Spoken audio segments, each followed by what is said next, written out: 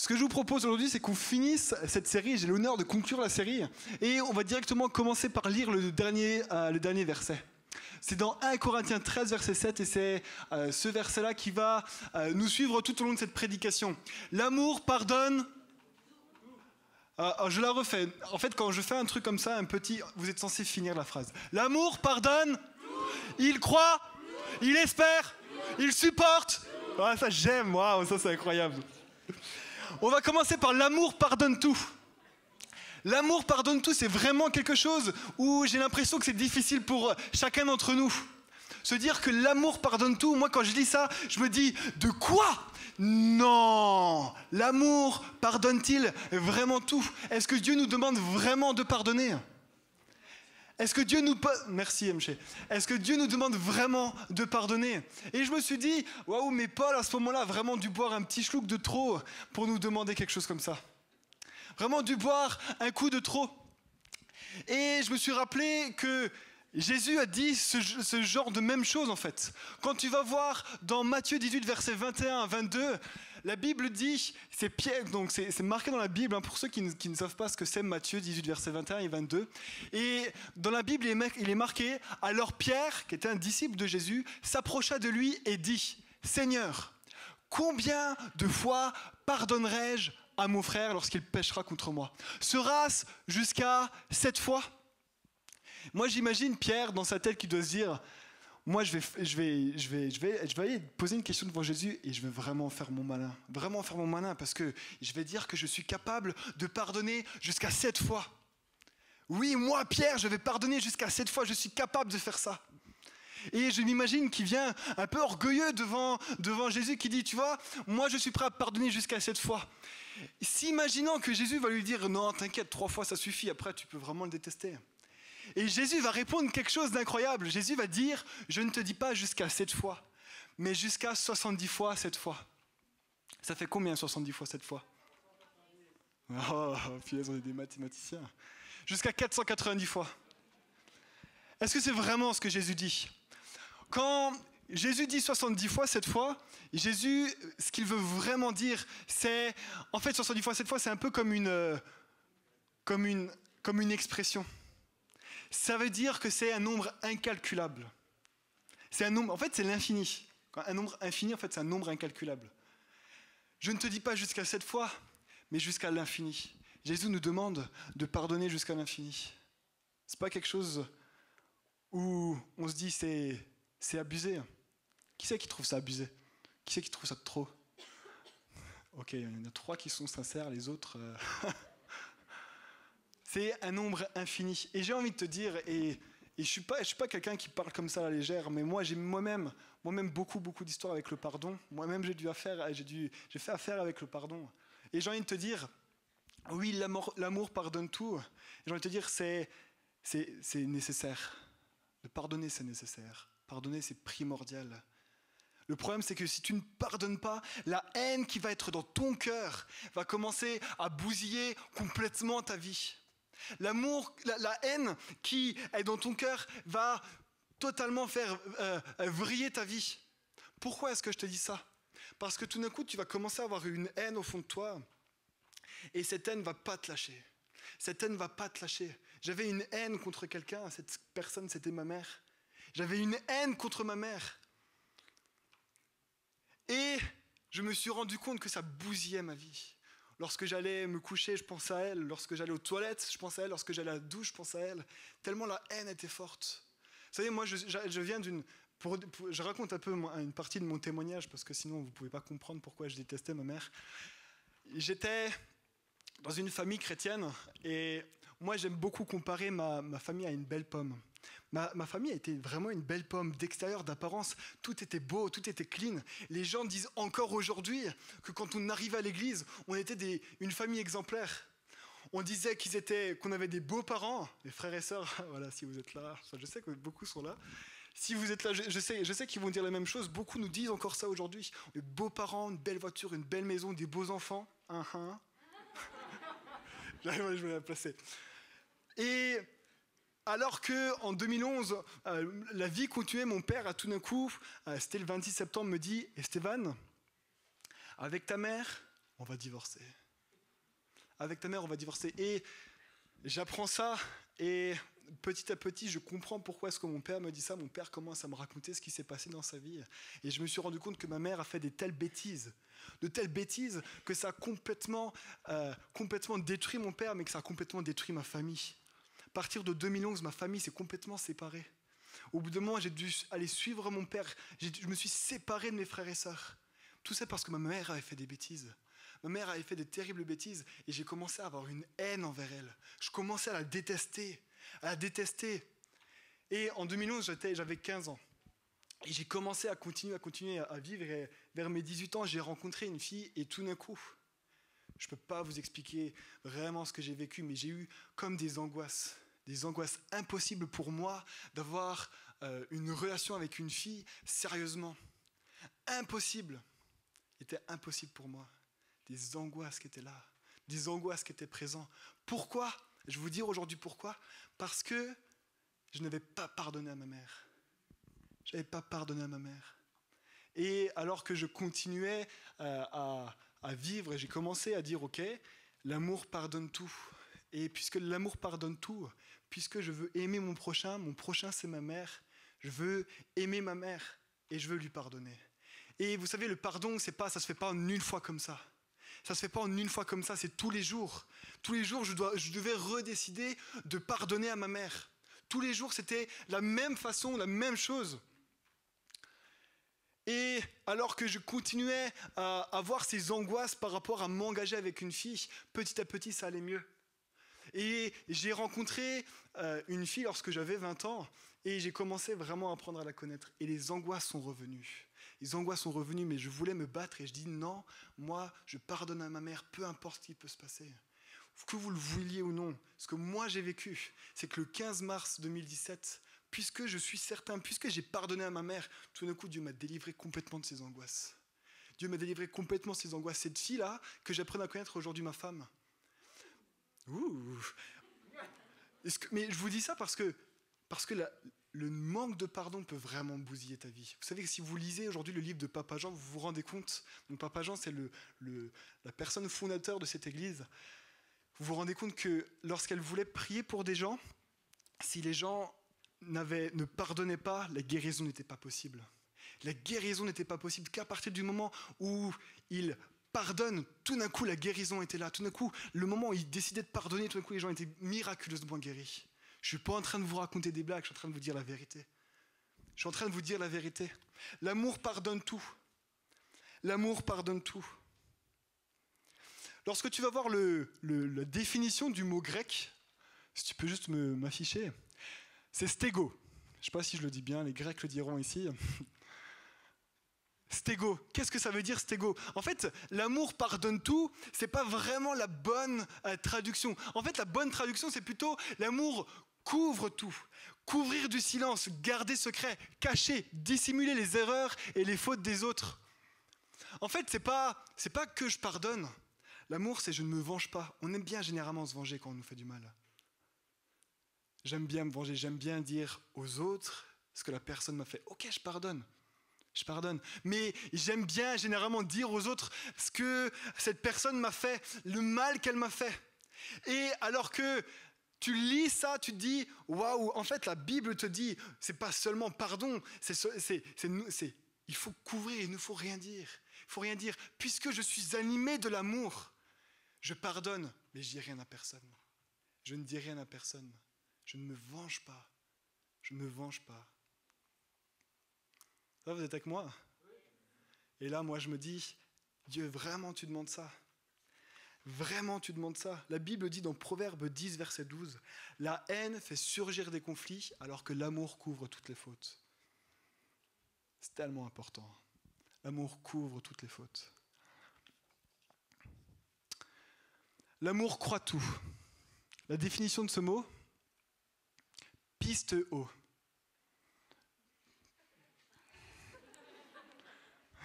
Pisteo, ok. Pisteo, ça veut dire quoi en grec ? Ça veut dire si tu places ta confiance en.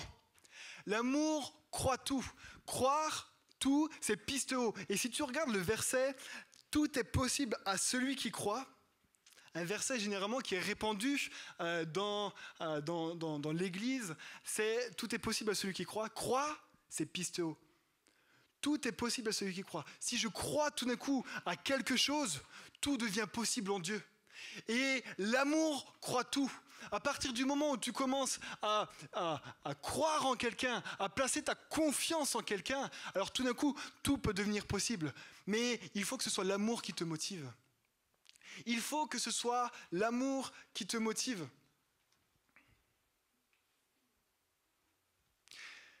C'est facile de placer ta confiance en quelqu'un qui est cool. Pour moi, il est facile de placer ma confiance en Tim. Tim, il est beau, Tim, il est gentil, Tim, il est cool, Tim, il est célibataire, Tim, il est... Je savais que tu aimerais, je savais que tu serais... Mais pour moi, c'est facile de placer ma confiance en lui. Mais placer ma confiance en quelqu'un avec qui j'ai tellement de mal, tout d'un coup, là, ça devient difficile. Et c'est tout d'un coup, à ce moment-là, que c'est l'amour qui doit prendre la place. Et je crois qu'on a tous des personnes envers qui nous pouvons placer notre confiance en quelqu'un, mais pas parce que c'est facile et parce que c'est naturel, parce que ça vient de Dieu et que ça vient de l'amour. L'amour croit tout. Tu peux tout croire. Tu peux tout croire en quelqu'un. Tu peux placer ta confiance en quelqu'un. Et généralement, lorsque tu places ta confiance en quelqu'un, l'action va en découler. Lorsque j'ai quelqu'un qui est venu une fois à la maison et qui me dit « Esteban, j'ai un gros problème. Je ne sais pas gérer mon argent.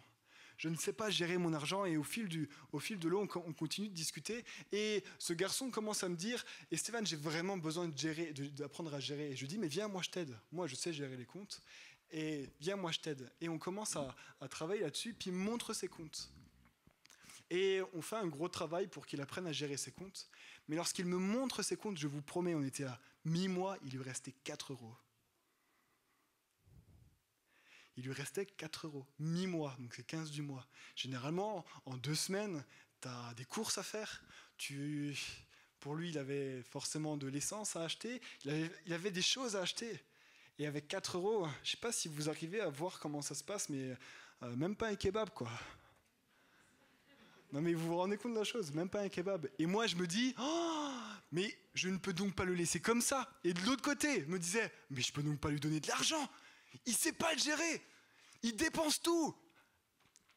Il dépense tout. Mais l'amour croit tout. Et l'amour m'a poussé à donner de l'argent à ce mec. Ça m'a poussé à cela parce que je ne pouvais pas le laisser comme ça. Parce que j'aimais ce mec, j'aimais ce gars-là. Et je suis pas en train de dire que je suis en train de tomber amoureux de lui, hein, d'accord ? Non mais juste, c'est l'amour, hein. L'amour croit tout. L'amour croit tout. Place ta confiance en quelqu'un, même quand tu trouves ça difficile. Je ne suis pas en train de te dire qu'il faut être naïf et qu'il faut placer ta confiance en tout le monde. Je ne suis pas en train de te dire qu'il faut forcément donner de l'argent à quelqu'un ou qu'il faut donner un secret qui est lourd sur ta vie à quelqu'un qui ne sait pas du tout tenir sa parole. Tu ne vas pas te dire je vais placer ma confiance en lui, je vais lui dire le secret le plus secret que j'ai parce que je crois en lui. Non, je ne suis pas en train de te dire ça. Je suis en train de te dire avec de la sagesse. Avec de la sagesse. L'amour croit tout. Place ta confiance en quelqu'un. Place ta confiance en ton prochain. Ton prochain, ça peut être n'importe qui. Ça peut être tes parents, ça peut être tes frères et sœurs, ça peut être tes potes, ça peut être ton chat, ça peut être... Non, si vous placez votre confiance dans votre chat, vous allez être déçus, hein, je vous le dis. Hein. L'amour espère tout. L'amour espère tout. Définition, s'il te plaît, Mathias. El pizzo. On dirait pas trop que je suis en train de dire la pizza en italien, là. El pizzo. Ah, le pizzo, ok. Non, et j'essaie de le dire sans accent. El pizzo. Ça signifie aspirer à. Aspirer à. Quand j'espère tout, j'aspire à tout. Lorsque je place ma confiance en quelqu'un, c'est une action qui va en découler. Mais forcément, et je crois que l'amour croit tout, l'amour espère tout, ça va de pair. Parce que je crois en quelqu'un, c'est-à-dire que je vais également espérer en lui. Je vais espérer, je vais aspirer à ce que cette personne change. Et généralement, lorsque tu espères tout d'un coup, l'amour va te pousser à quelque chose. C'est pas à faire une action, c'est à prier pour cette personne. L'amour espère tout.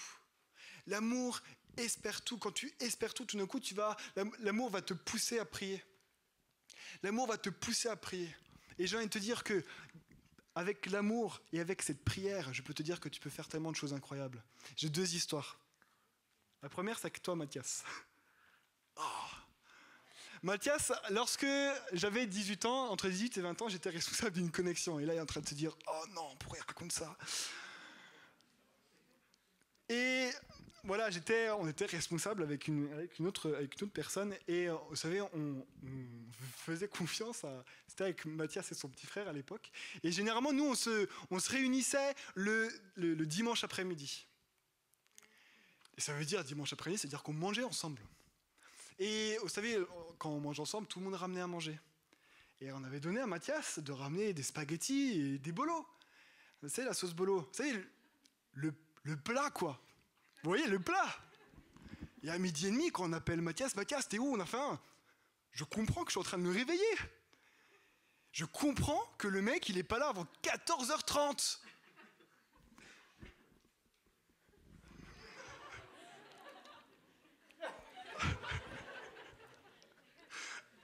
Et je vous assure, on a prié. On a prié. On a encore prié. On a encore prié. Mais puisque l'amour espère tout, je crois et je suis convaincu qu'en priant pour Mathias, en priant pour que les choses changent, que son cœur soit transformé, parce qu'à ce moment-là, il était pas chrétien. À ce moment-là, il venait juste pour la bonne entente et tout ça. Mais nous croyons avec ma pote qui était responsable que en espérant en lui, en mettant notre confiance en lui, les choses allaient changer et tout d'un coup, les choses allaient être bouleversées. Mathias, aujourd'hui, est complètement converti. Je ne suis pas en train de dire que c'est grâce à moi et grâce à mon amour, d'accord? Je suis en train de te dire que j'ai forcément contribué à cela. Contribuer à cela. Nous sommes tous ensemble une famille. Et si tous ensemble nous mettons nos forces ensemble, alors tout d'un coup les choses vont vraiment changer. Les choses vont vraiment changer. La deuxième histoire que j'ai, c'est avec Enzo, mon petit frère. Enzo n'était pas converti quand j'étais en colocation avec lui. J'étais pendant 2 ans en coloc. Enzo, il est en jaune derrière. Voilà, je savais que tout le monde allait se retourner, c'est vraiment drôle. Et Enzo était pas chrétien. Et moi, j'aime avoir du monde chez moi. Et Enzo détestait avoir du monde chez lui. Enzo n'aimait pas ça. Et alors que je lui posais des fois des questions, ça te dérange si j'emmène quelqu'un? Il me disait toujours non. Non, mais j'ai décidé de placer de continuer à espérer en lui. Enzo, c'est vrai ou pas? Ouais. J'ai eu chaud là. Je me suis dit pourquoi j'ai posé cette question. L'amour espère tout. J'ai continué à espérer en lui parce que j'aimais mon frère. Et j'aimais mon frère. J'ai continué à espérer en lui. Continuer à prier pour lui, pour que les choses changent. Enzo était complètement associable. Et je désirais à quel point je désirais qu'Enzo rencontre Jésus. Aujourd'hui, Enzo a rencontré Jésus. C'est plus du tout le même mec. Enzo est devenu le plus sociable au monde. Enzo, il voulait avoir jamais personne chez lui. Aujourd'hui, quand tu y vas, tu sais pas où poser tes fesses parce que le problème, c'est qu'il y a tellement de gens que... Oh là là, Enzo...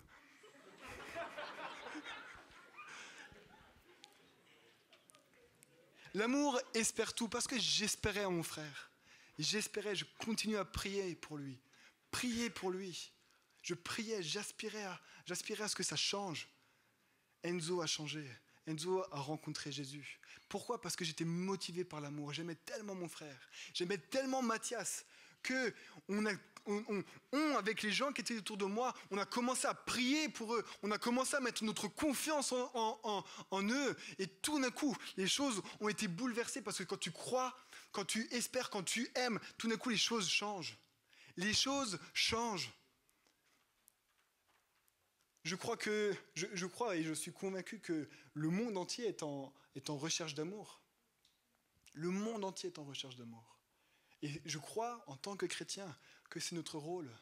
C'est notre rôle d'aimer. Les gens ont tellement, tellement, tellement besoin d'amour. Et je suis certain que vous avez tous un exemple en tête quand je vous dis ça. Les gens sont tellement tristes, sont tellement malheureux. Et ce dont ils ont besoin, c'est pas de notre amour, mais c'est de l'amour de Jésus qui est en nous. Et c'est de ça qu'ils ont besoin. C'est besoin de rencontrer Jésus. Mais si tu n'aimes pas les gens, comment veux-tu qu'ils rencontrent ce Jésus? L'amour supporte tout. Hypoméno. Ça fait un peu hippopotame. Hypoméno. Rester, c'est-à-dire demeurer. Endurer, supporter bravement et calmement les mauvais traitements. Endurer. En fait, l'amour supporte tout. Autrement dit, c'est l'amour ne fuit pas. L'amour ne fuit pas. Lorsque je supporte et que c'est difficile, forcément, il y a une notion de patience et on avait dit dans d'autres messages que l'amour est patient. Mais dans l'amour supporte tout, il y a une notion de patience, effectivement, mais patience dans la souffrance. Alors que c'est dur, c'est très dur. Les gens nous font galérer. Mes parents me font galérer, mes frères et sœurs me font galérer, mes potes me font galérer. Il y a une notion de c'est difficile, mais je ne vais pas fuir. Et je vais affronter cela en les aimant. Je vais les aimer, je vais endurer cela. Je vais endurer cela. Je vais rester alors qu'il y a cette souffrance. Je vais rester. L'amour ne fuit pas.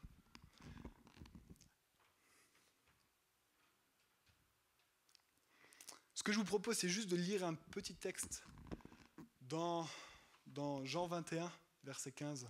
Je me suis posé la question, mais ok, c'est facile de marquer ça, c'est facile de l'écrire, mais est-ce que vraiment c'est viable ? Est-ce que vraiment c'est faisable ? Et j'ai réfléchi à Jésus et je me suis dit, est-ce que Jésus a vraiment dû vivre tout cela ? Est-ce que Jésus a vraiment dû faire ce genre de choses ?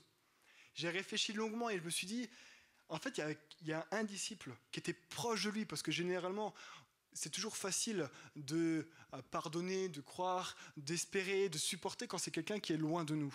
Mais quand c'est quelqu'un qui est proche de nous, c'est difficile. C'est là que c'est difficile. C'est là que c'est tout d'un coup, il y a quelque chose à faire en plus. Et voilà, j'ai réfléchi et je me suis dit, punaise, mais Pierre a fait tellement de mal à Jésus. Pierre a fait tellement de mal à Jésus. Juste pour resituer la chose, non, c'est pas encore. Il n'a pas marqué le passage. Ok. Lorsque Jésus allait sur la croix, avant d'aller sur la croix dans un repas, Jésus dit à Pierre, tu vas me renier 3 fois. Ça veut dire tu vas me trahir 3 fois. Tu vas avoir honte de moi publiquement, devant moi et devant les gens qui sont devant toi. Tu vas avoir honte de moi. Juste pour rappeler le contexte, Jésus était crucifié et autour de lui avait des gens et tout d'un coup, alors que Pierre était dans ce milieu-là, donc Jésus venait de souffrir, il venait de galérer, il est en train de mourir sur la croix, tout d'un coup des gens ont dit « mais toi, tu étais proche de ce Jésus ». Et Pierre qui a dit « moi, jamais, je ne connais pas ce mec, je ne le connais pas ». 3 fois de suite. Je pense, et Jésus a vu la scène, et je pense que Jésus a dû être profondément attristé par ça. Profondément attristé, il devait être meurtri, complètement meurtri. Et dans Jean 21, verset 15, je ne l'ai pas marqué dans ma diapo ? Ah mince. Après qu'ils eurent mangé, Jésus dit à Simon-Pierre, « Simon, fils de Jonas, m'aimes-tu plus que ne m'aime ceci ?» Il lui répondit, « Oui, Seigneur, tu sais que je t'aime. » Jésus lui dit, « Paie mes agneaux. » Ça veut dire « Nourris mes agneaux. » Il lui dit une seconde fois, « Simon, fils de Jonas, m'aimes-tu » Pierre lui répondit, « Oui, Seigneur, tu sais que je t'aime. » Et Jésus lui dit, « Paie mes agneaux, paie mes brebis. » Il lui dit pour la 3e fois, « Simon, fils de Jonas, m'aimes-tu » Pierre fut attristé de ce qu'il lui avait dit pour la 3e fois, « M'aimes-tu » Et il lui répondit, « Seigneur, tu sais toutes choses. Tu sais que je t'aime. » Jésus lui dit, « Paie mes brebis. » En vérité, je te le dis, quand tu étais plus jeune, tu te saignais de toi-même et tu allais où tu voulais. Mais quand tu seras vieux, ouais, ça c'est pas grave, on va pas le dire. Jésus était profondément attristé. Mais quand tu vois donc ça c'était après, quand tu vois ce moment-là, tu te rends compte que Jésus a premièrement pardonné à Pierre, alors que c'était difficile. Et si tu lis le reste des évangiles, tu te rends compte que Jésus, il l'a pas ébourité partout. Jésus n'a pas décidé de se venger contre lui. Ensuite, tu te rends compte que Jésus lui dit « Nourris mes agneaux ». Il est en train de lui donner une responsabilité à ce moment-là. De nourrir les gens qui allaient se convertir dans les prochains temps. On sait que Pierre était le premier, on va dire le premier berger qui a commencé dans les actes des apôtres. Et à ce moment-là, Jésus commence à lui faire confiance alors que c'était dur, alors qu'il venait de le trahir. Il lui fait confiance parce que l'amour, Jésus décidait de lui faire confiance. Ensuite, je suis convaincu, et ça on le saura pas, et je suis convaincu qu'il priait pour Pierre. Forcément, il lui donnait quand même la responsabilité de l'Église.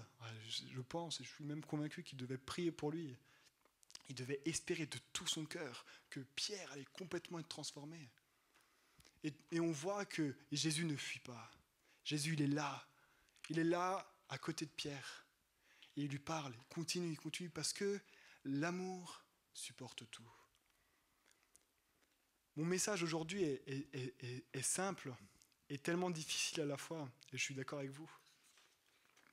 Tellement simple et tellement difficile. Si juste les musiciens, vous pouvez venir, je suis en train de terminer. L'amour, c'est... Quand moi j'ai fait ma prédication, je me disais, mais Dieu, c'est tellement impossible ce que tu nous demandes. Je ne sais pas si vous êtes comme moi je trouve ça impossible.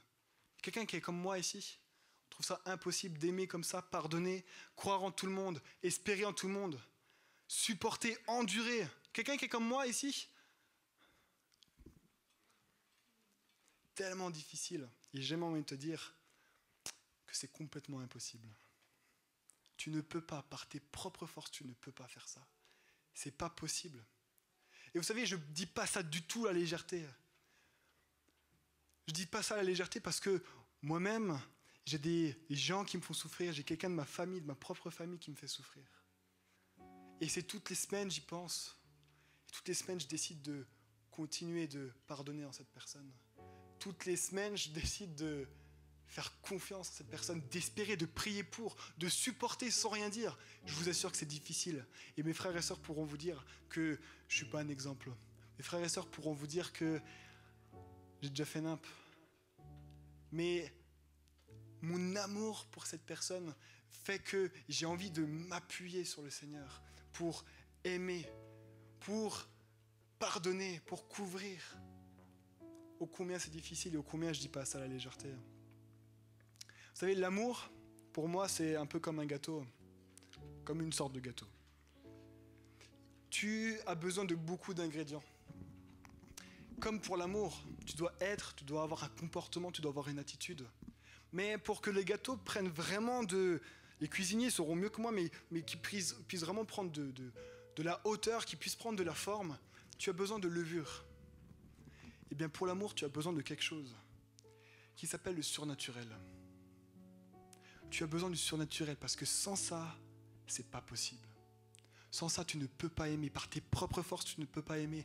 Lorsque tu as l'amour en toi, c'est pas des efforts que nous devons faire, ça en découle. Tout d'un coup, le fait de pardonner, ça en découle. Alors oui, il y a des choix à faire, mais c'est censé en découler. Croire en des personnes où c'est difficile, c'est censé en découler. Espérer, prier pour, c'est censé en découler. Supporter, endurer, ne pas fuir, c'est censé en découler lorsque tu aimes. Et vous me direz, mais Stéphane, c'est quoi le surnaturel? Qu'est-ce que c'est que le surnaturel? Quelque chose de tout, c'est basique. Je crois que si tu n'as pas rencontré l'amour de Jésus, tu ne pourras pas aimer. Le surnaturel, il est simple. Tu dois rencontrer Jésus. Tu dois rencontrer Jésus. Tu dois peut-être être aujourd'hui rafraîchi par Jésus. Tu dois être rafraîchi par Jésus. Là, il y a 10 jours, quand j'ai commencé à prier pour ça, je suis venu devant le Seigneur en disant, mais je suis tellement pas capable. Je me sens tellement nul, tellement mauvais pour préparer une prédication de cette sorte. Seigneur, j'étais tellement déçu. Et j'étais sincère, j'étais tellement déçu. Et je vous explique pas comment ça s'est passé, mais vraiment, à ce moment-là, tout d'un coup, Jésus m'a vraiment parlé. Il m'a dit, Stéphane, l'amour, c'est moi. Et pour beaucoup aujourd'hui, Jésus dit, l'amour, c'est moi. Et Jésus qui continue, qui me dit, Stéphane, moi, je crois en toi. J'espère en toi. Je pardonne, je te pardonne et je te supporte. J'endure. Alors que tu me fais du mal, je reste là parce que je t'aime, parce que l'amour c'est moi et je crois et je suis vraiment convaincu que le Seigneur, s'il m'a fait vivre cela 10 jours avant cette prédication, c'est qu'il est là pour le dire à beaucoup d'entre vous.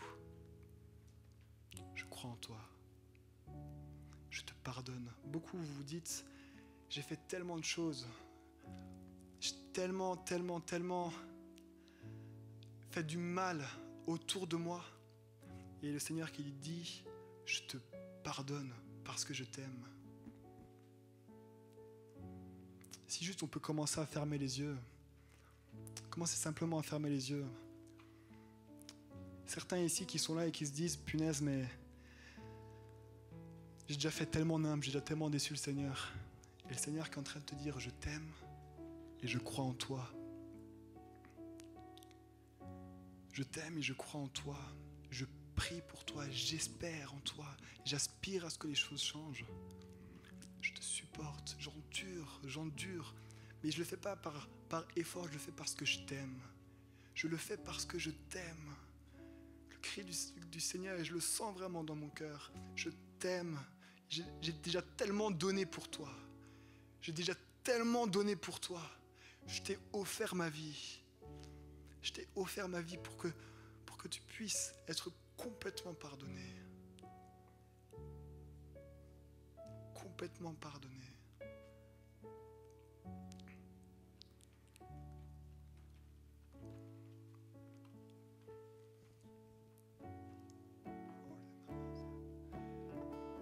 Alors qu'on va juste prendre un chant avec Kelly. Faites résonner cela dans vos cœurs. Jésus t'aime. Jésus a déjà tout donné pour toi. Tu ne sais peut-être pas comment aimer, mais parce que tu ne m'as jamais rencontré. Ou peut-être que tu as oublié cet amour-là. Le Seigneur veut te rafraîchir ce soir. Le Seigneur veut te rafraîchir ce soir. Tu n'as peut-être pas rencontré encore le Seigneur, mais le Seigneur veut te rencontrer ce soir. Tu as besoin de ce surnaturel.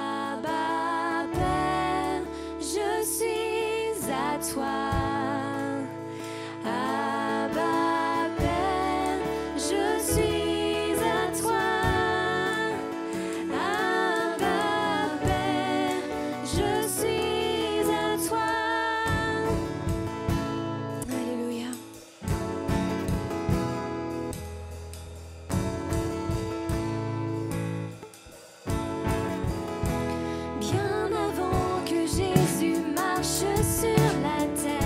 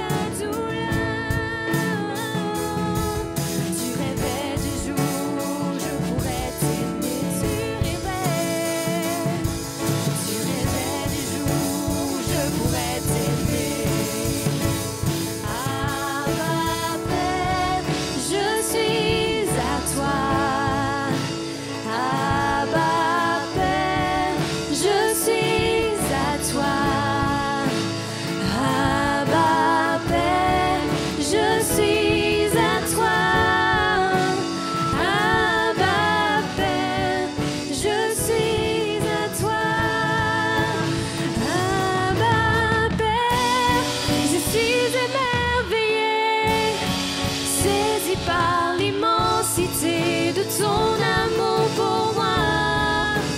Abba Père, si grande est ta tendresse, ton cœur est grand ouvert et je viens plonger dans tes bras. Abba Père, je suis émerveillée, saisi par l'immensité de ton amour pour moi. Abba Père, si grande est ta tendresse, ton cœur est grand ouvert et je viens plonger dans tes bras. Abba Père, Je suis à toi. juste comme une prière. Abba Père, je suis à toi.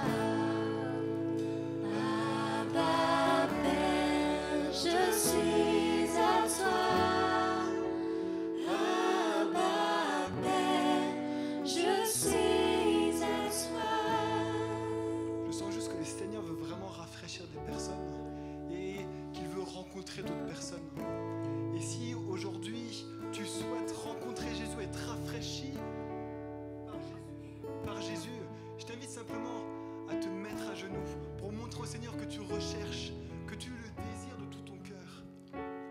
Si tu as envie de rencontrer le Seigneur, juste mets-toi à genoux maintenant. Si tu as envie d'être rafraîchi par l'amour du Seigneur, juste je t'invite à te mettre à genoux maintenant.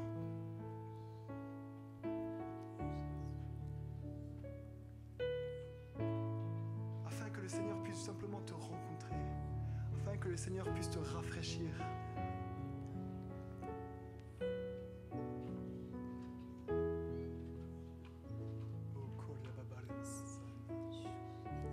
Oh Saint-Esprit, maintenant viens, tu vois toutes les personnes qui sont à genoux. Tu viens maintenant rencontrer, que le vent de ton esprit puisse vraiment maintenant rafraîchir au nom de Jésus. Juste que toutes les personnes qui sont debout maintenant commencent à prier. Commence à prier, parle en langue, tout ce que tu veux, mais commence simplement à prier afin que des personnes maintenant puissent vraiment être rencontrées par Jésus, afin que des personnes maintenant puissent être rafraîchies.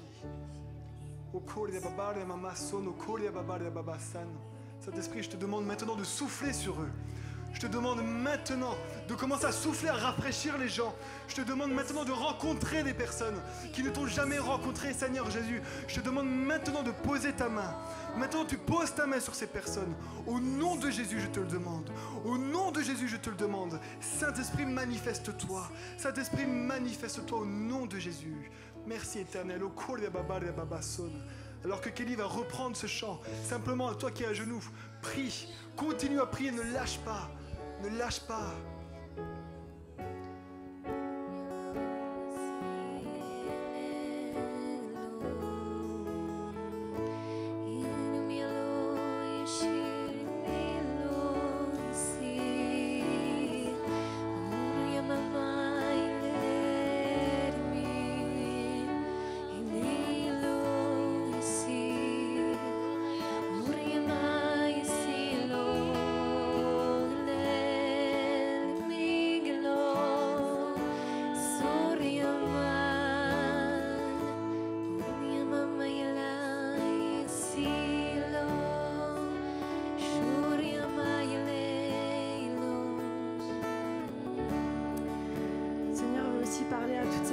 Qui ont tellement essayé d'aimer par leur propre force, jusqu'à s'en cramer les ailes en fait, qui n'ont plus confiance et qui n'arrivent plus à aimer. Et le Seigneur vous dit non pas par vos forces mais par les miennes. Ce n'est pas par votre amour que vous allez réussir, parce que c'est impossible, mais c'est par l'amour que je veux vous donner à vous qui va pouvoir simplement être déversé sur les gens qui sont autour de vous, les gens que vous pouvez aimer, les gens que vous n'aurez jamais imaginé aimer. C'est l'amour du Seigneur qu'il veut vous donner ce soir. Toutes ces personnes qui ont souffert par leur propre amour, laissez-vous simplement envahir par l'amour que le Seigneur veut vous donner ce soir.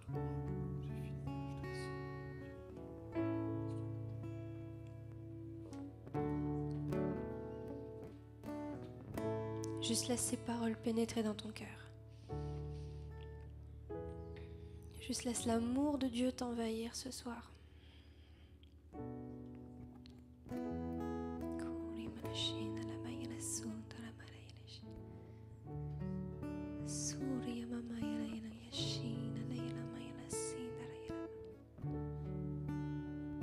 juste l'amour de Dieu qui répare des cœurs.